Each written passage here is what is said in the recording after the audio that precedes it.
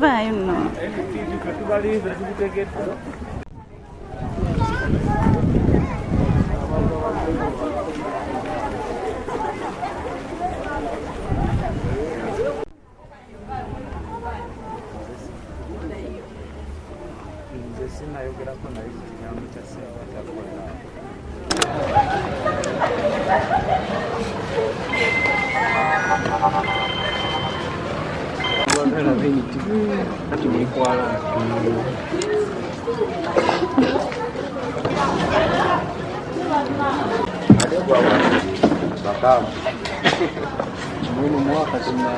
Kampe nze mbaddewo twakwala bye bakubi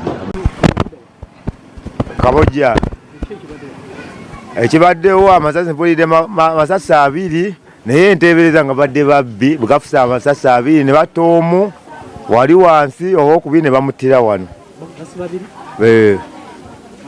basse 2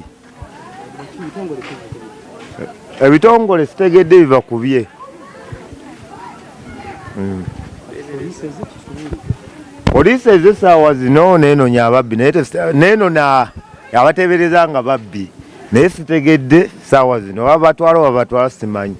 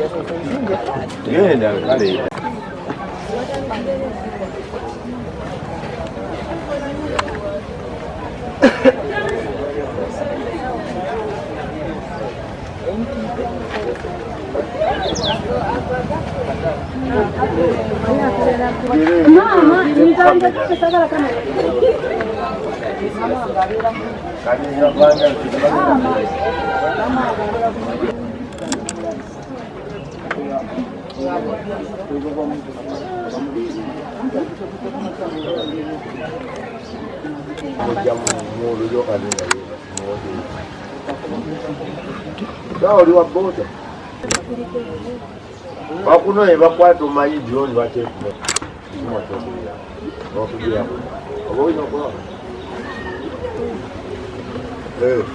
okola nkola kudai TV ne tukulabako batale amasasi gavuze bategamuze abere ekiro katikati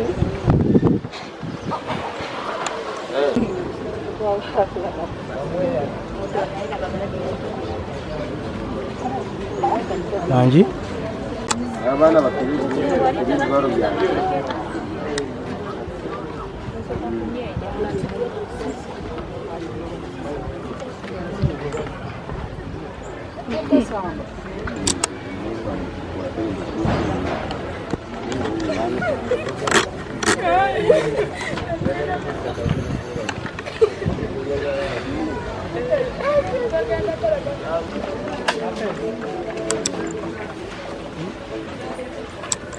Akande webale omulimu omwako.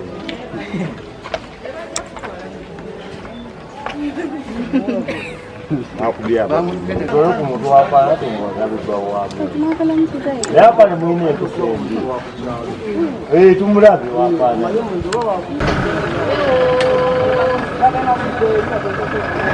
Baba bali mada.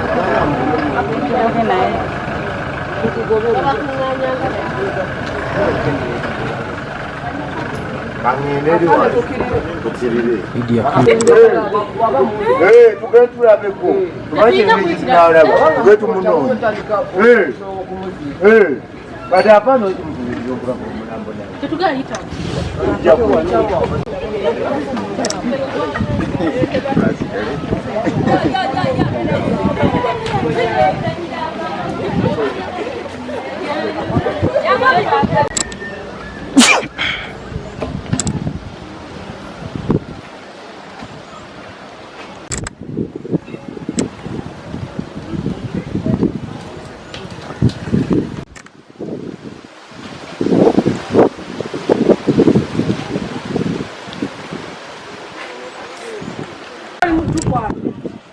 Anti ndi mukola mirimu eri.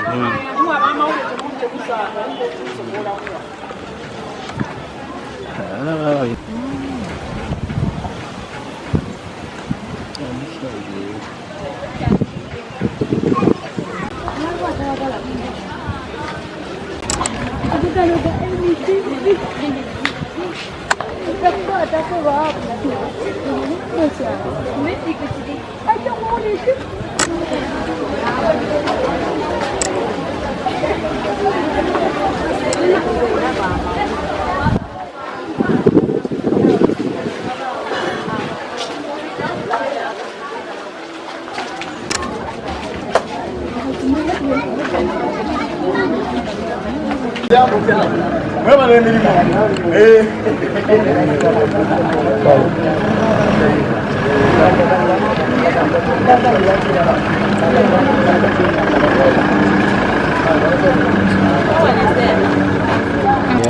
single say.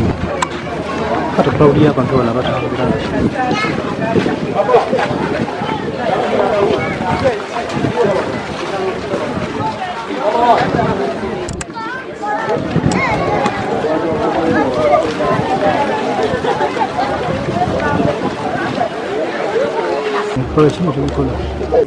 Amanya nze Magala Franka, chairman we Kabojja ku makya nfunye essimu saawa zibaddemu 2 kitundu nga waliwo omukyala ankubidde nga ngamba nti waliwo omuntu gwe bakubye amasasi ate bakyagoba n'abalala.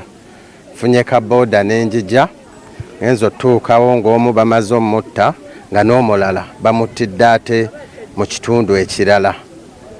Ne tugezaako okubuuza naye tusanzeewo aba flying squad ne batutegeeza babbi bazze babagoberera. Tugenza omwetegereza ng'omu alina kipisito ng'alina n'ekiso n'owookubiri abadde n'ennyondo ng'alina n'ekiso. Bajjidde ku boda naye nga si bakyalo kino bazze buzzi bazze babawondera.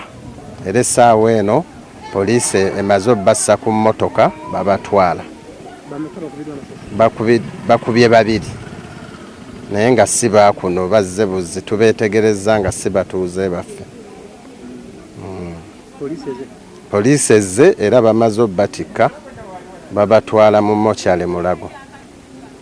Bubadde bugenze butereera oluvannyuma lw'okufuna ebikwekweto kati tubadde tetuli bubi nga tuli bulungi okuggyako kino ate era ne kino bazze buzzi nga babagoba si ba ku kitundu kyaffe. Piki bagiddusa omu adduse nayo terabikako babadde basatu ababiri battiddwa omu adduse ne piki. Kabojja Magala Frank chairman Kabojja.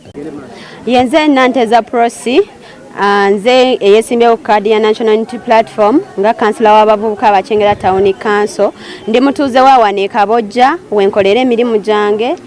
Tubadde tuzuukuse abantu baguddewo ku bizinesi zaabwe saawa nga 2 n'eddakiika nga 5 awo ne tuwulira endoolu nga eraya ne tugamba kikinga wamanye enduulu bwevuga mwenna mudduka tudduse okutuuka ewabadde enduulu kubanga muneiba waffe nga tuwulira nti omubbi tubadde tusembera ne bakuba essasi kati ng'omukulembeze nze nzijidde ddala okulaba ki ekigenda mu maaso nensanga ng'omuvubuka omu akubiddwa essasi ng'ate ne waggulu wali eringa kukidda ku Dinovo nawo bakubye omuvubuka omulala abantu abamukubye tetubamanyi bavudde gye bavudde ne battira wano omuntu naye nga ne gwe basse tetumanyi gy'avudde wabula bazze beegoba nga bali ku booda n'omulala adduse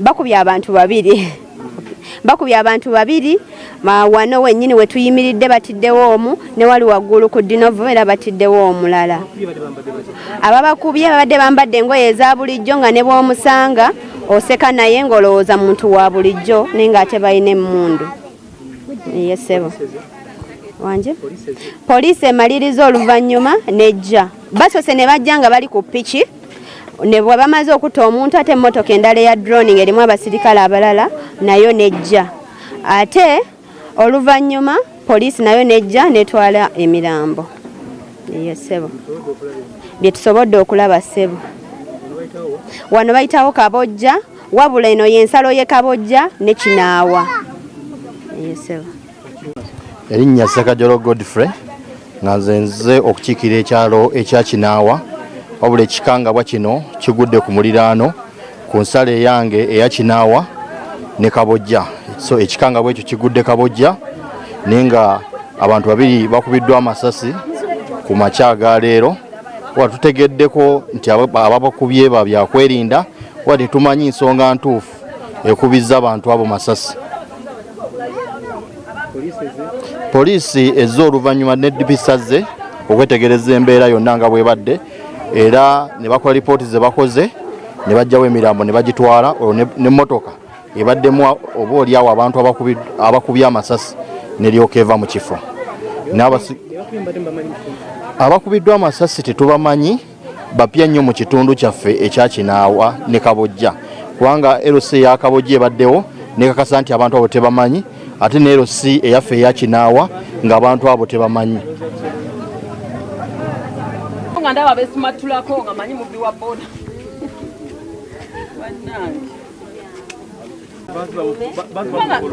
bannange ntema sose kuwulira amasasi gali oli bwe batidde wali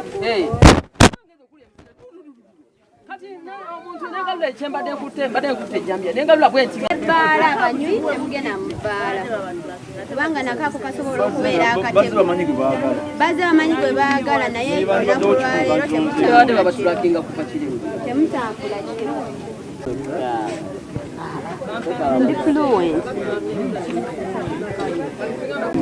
amanyaze Abdul Kafeero chairman LC wano naye nga nesimbawo nimba namba 2 naye tufuna ekikangabwa wano ewaffe mu Kinaawa abasirikale bazze ne bakuba abantu naye nga bateeberezebwa okuba babbi ate nga bavubuka naye tetumanyi abavubuka musaanidde okubanga mukola bannange mwekubize muve mu kikolwa ekibi ekyokubba kintu kibi omuntu alina okukola tubagamba enkya neggulu abamu tutuuza enkiiko tebaagala kujja kumanya information babatidde wano babiri naye tetumanyi ensonga oba nsonga ki oba ki naye abavubuka mbakubiriza mukole kakati obuzibu obuliwo kyetaaga abavubuka mwekubirize muleme kwenyigira mu kikolwa ekibi